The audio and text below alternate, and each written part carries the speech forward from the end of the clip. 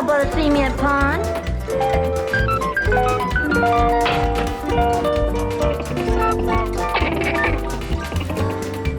Killing me?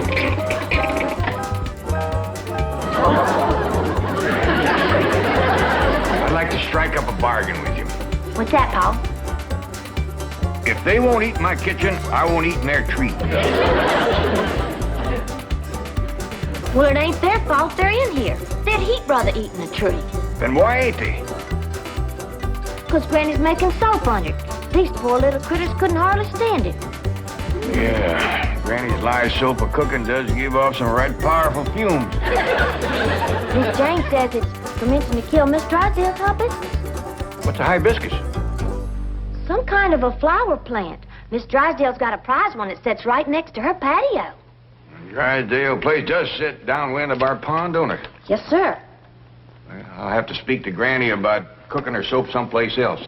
You know, I've seen them fumes bring a full-grown mule right down to her knees.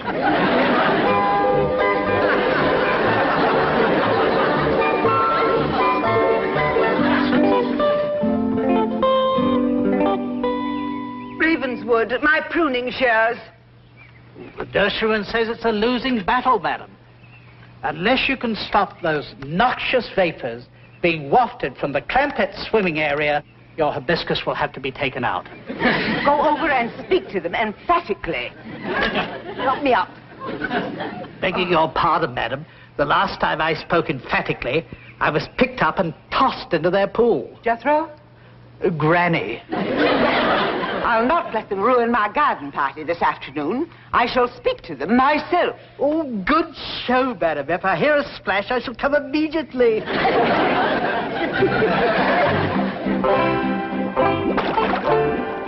Hey, Granny, some more of the bark off this tree just fell into your soap. That's all right, Jethro. It'll dissolve. Hey, have you noticed some of the branches is turning to mite brown and puckering up? Yeah, I reckon the bugs is after it. Could it be your soap? Nah, bugs won't go near my soap.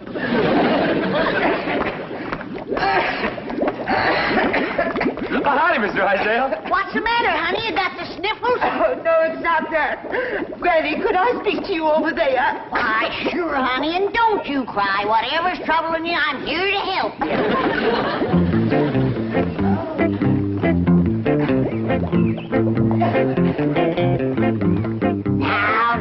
Now, dry them tears and tell old Granny what's got you to bawling like that. It's your soap. Oh, you can have all you want. Feel better now? It's not that. It's the vapors. Is it bad? Yes. In fact, I've just had dreadful news from my nurseryman. What'd he say? He said, unless you do something, he's going to have to take out my hibiscus. No! I'll help you. Don't let them go to cutting on you. Morning, Miss Drysdale. I'm right sorry about your hibiscus. Jed, maybe she'd rather not talk about it in front of you. Oh, no, that's all right. I'm glad Mr. Clampett is here. As you know, your pool area practically adjoins my garden. Yes, ma'am. Well, I'm giving a garden party this afternoon about 3. You will be through cooking soap and hanging wash by then, won't you? Oh, I can be, yeah. Oh, please do. The very best people in Beverly Hills will be there. And I was hoping that you folks would cooperate. Oh, we'd be glad to cooperate. You betcha we will. But even with our help, should you be giving a party with your ailing hibiscus? I shall rise above that. Well, don't let them take it out. I'll doctor it back to health for you. Thank you. Perhaps tomorrow. Now, remember, the party is from 3 until about 5:30. And I'll appreciate it if all of you will be as inconspicuous as possible. Perhaps Jethro could drive you around in the truck. Oh, no need to do that. We can walk over to your place. And we'll be on time, too. 3 o'clock sharp. Granny, this poor little critter just can't stand no more of your soap cooking. Well, let him go some other place then. Take him over your place for a while, Miss Drysdale.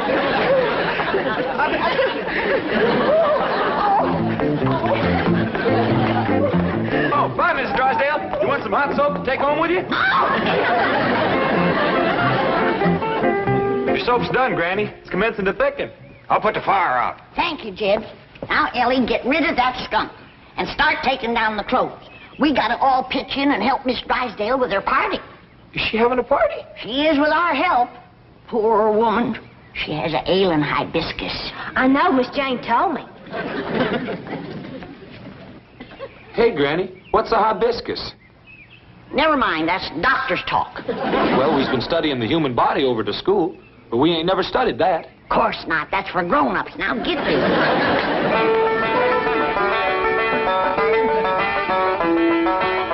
No, Ellie. It's a long time since I run into anyone with a ailing hibiscus. Yes? Yeah. And a funny thing. Not everybody has them in the same place. Well, I reckon that's so. Yeah. Did Miss Jane happen to mention where Miss Drysdale's is? Yes, ma'am, Granny. She says it's right next to her patio. Yeah, that's where the generally is. A right awkward place to poultice, too.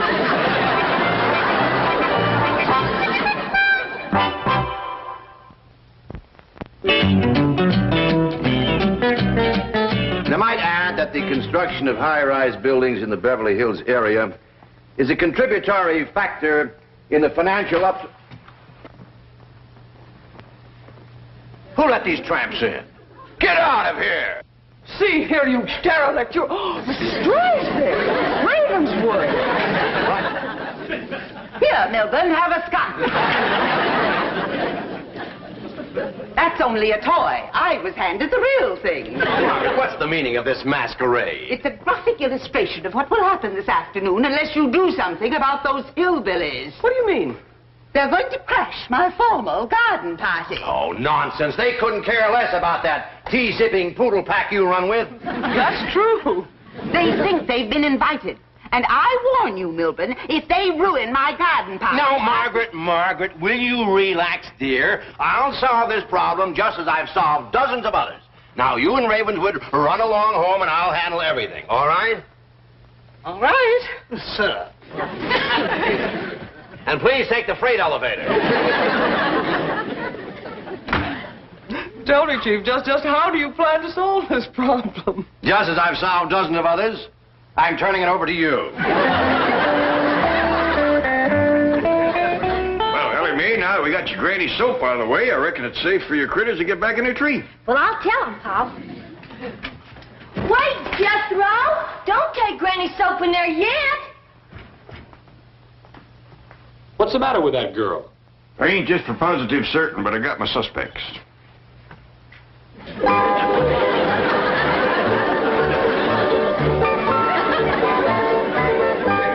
Right, her and her critters.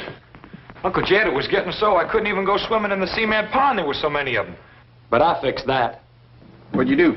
Well, I seen this great big rubber alligator at the store. So I up and bought him and put him in the cement pond. There ain't been a critter near it since. Them little fellers are right shy of gators. Come on, get away from here. I got victuals to cook for Miss Drysdale's garden party.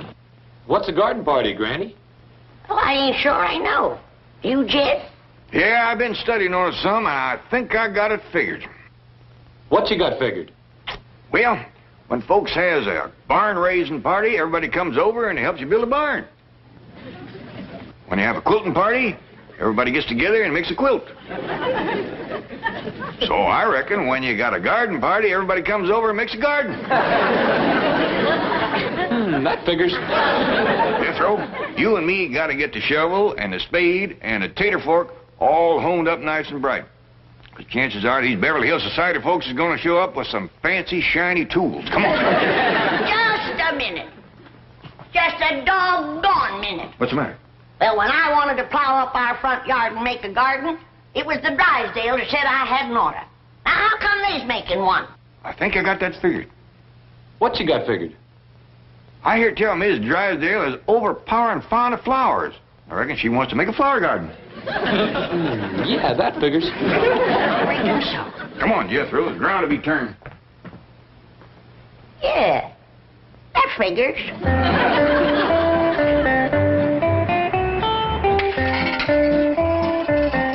How's this tater fork look, Uncle Jed? Give her a few more licks, Jethro.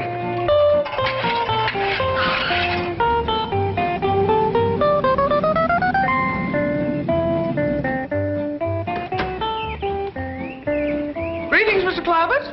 And greetings to you too, Jethro. You're looking handsome as ever. It looks as though you've decided to forego Mrs. Drysdale's party. Oh, yes, ma'am. We's all for going. No. I mean, it looks as though you are not going.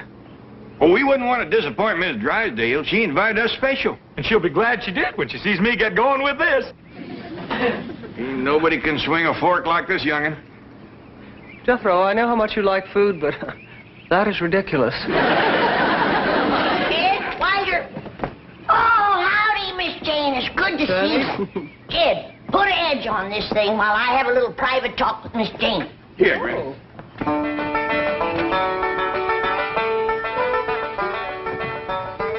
Now, what is it, Granny? I promised Miss Drysdale that I would do my best to doctor her hibiscus. Oh, that's wonderful of you. I know she's terribly worried about it. Yeah, the poor thing was crying the last time I seen her. Tell me, just how bad is it? Well, I'd say it's about half gone. No! Yes, one side is withered and turned brown. Oh, this is going to take some doing to save that. Yes, the nurseryman is in favor of just taking it out completely. I told Miss Drysdale that. Don't let him do that. Cutting something out is the last resort. No, I'm sure Mrs. Drysdale agrees with you. She wants desperately to save it. She's had 2 blue ribbons on it. Don't you tell her I told you. That ain't going to help nothing. There you are, Granny. You can split up frogs here with that. Oh, thank you, Jed. Come on out to the kitchen, Miss Jane. I'm mincing me some crawdads for Miss Drysdale's party. Oh, no, wait. That's what I want to talk to you about. Please don't go. What? What? And disappoint Miss Drysdale? Just when she needs us? And we give our promise? Please believe me, you will not enjoy it. Well, this is a poor time for us to be thinking of our own enjoyment when you-know-who has got a withered you-know-what. Jed, everything's honed and sharpened. Howdy, Miss Jane. Are you going to the party? No, Ellie, and I hope none of you will go either. What? What's got into you? Now, hold on, everybody. I'll handle this. Miss Jane, you know how fond we are of you. You've been a good friend to us, but I reckon the time has come when we got to do what we know is right, and we're going to that party. All right, if you insist. But you can't go to a garden party in those clothes. Oh, of course not. We're going to put on our old clothes. Old clothes? Yes, ma'am. You can't expect us to do gardening work in our good clothes. But you don't garden at a formal garden party. What do you do? You stand around and sip tea and listen to music and boring conversation. Now, do you still insist upon going? All right, but first, will you do one thing for me? Chief, I would like you to meet a society family who are on their way to your wife's formal garden party. Are you kidding? I've got no time for those professional tea tasters. I think you're going to like these people. Entree.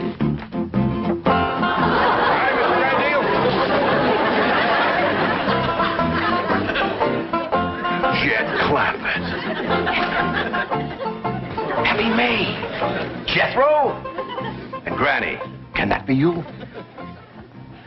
I ain't sure. You don't look like me. Miss Hathaway, how did you do it? Well, Chief, the fact that the bank held a mortgage on a certain movie studio was a great help. Mr.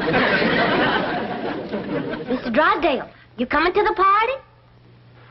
Well, I don't ordinarily, but I will today. Well, we see you there. Bye. So long. Goodbye. He don't act a bit worried about his wife's hibiscus. He couldn't care less. His wife's the one with the green thumb. Oh, sure that's where it is.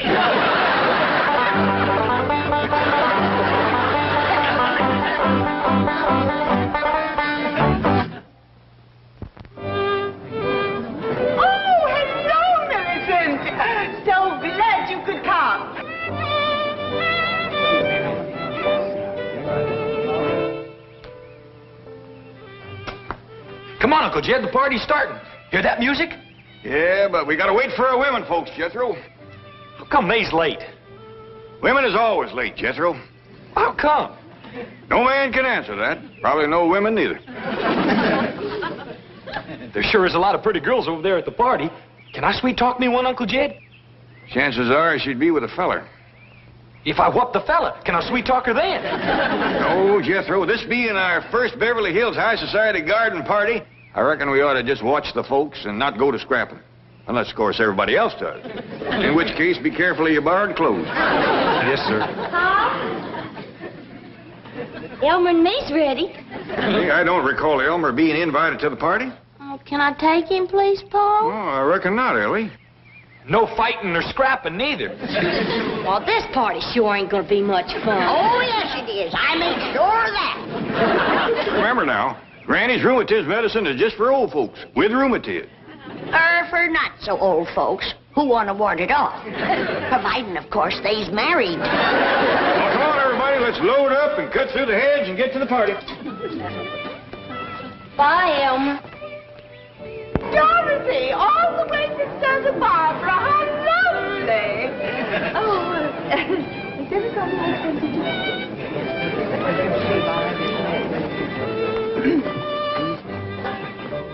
I beg your pardon, gentlemen. Have we met?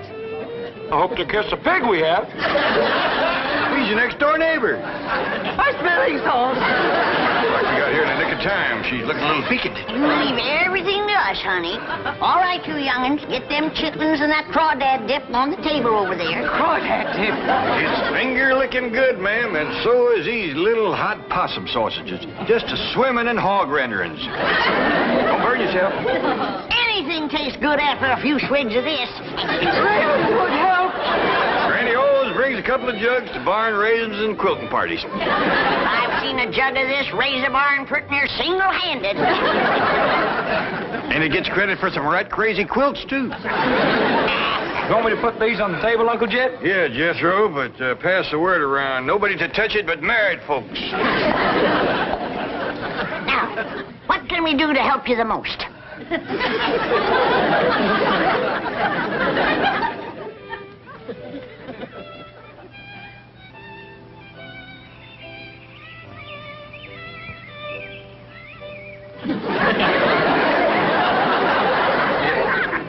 How soon did she say the overflow would commence to overflowing over here? She didn't say no particular time, Jethro, but when it commences, we's in charge of it. I'll see how it's going over there. My possum sausages will be stone cold. Granny, want me to take 'em in and put 'em on the stove for you first, Bill? Thank you, Ellie. But be careful.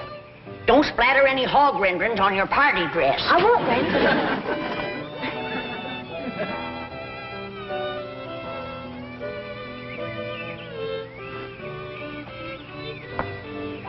I don't blame them young'uns for getting restless. I'm getting a mite squirmy myself. Me too. Granny, I'd ask you to dance, but that is the sorriest dancing music I ever listened to. Only one thing sorrier. What's that? It's stuff they call fruit punch. It don't have much body to it. Tastes like it was drawn off a barrel of rainwater that some apples dropped into it. Beautiful. Ed, you know what that stuff needs, don't you? I sure do.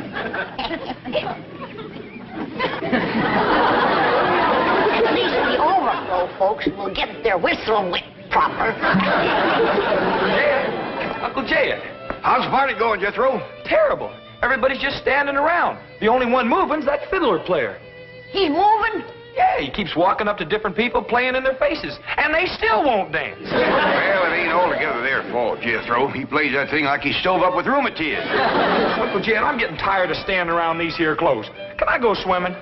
Yeah, I reckon so, Jethro. Granny and me take care of the overflow. Yeah! Judging from what showed up so far, that alligator in the pond can handle him. Alligator! Granny, that ain't no...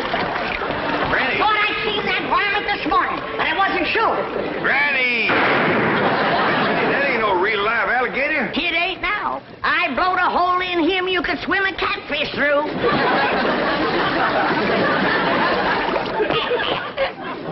Granny, I reckon it's a mite late to be telling you now, but... Hey, what happened? Is everybody all right? Howdy, young feller. My name is Jed Clampett. Kirk Massey. And this here's Granny. Howdy. How do you do? Hey, we've been listening to you sawing on that thing. Kind of sluggish, ain't it? Well, that's what they want over there. Well, it ain't what we want over here. Now, come on. We got the overflow here. Come on, let's liven things up a little bit. Well, may I have some of the punch for I it first? recommend it. Come on, everybody, get some punch.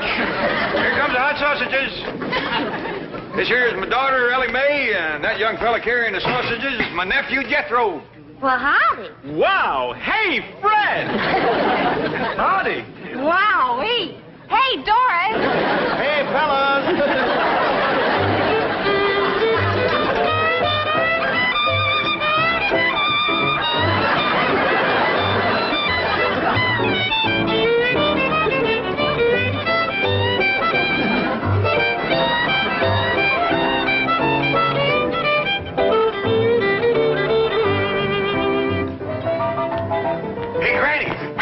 Possum sausages. And we need more crawdad dip, too. 100 more people just come through the head.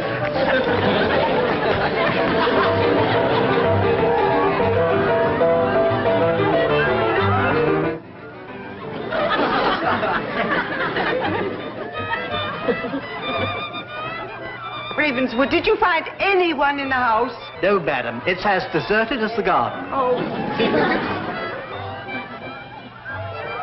Madam, might I have the rest of the afternoon off? What? Oh, yes, I suppose so. Oh, thank you, madam. Party over so soon? It's only 4:30. Those dreadful hillbillies have stolen all my guests, all 300 of them.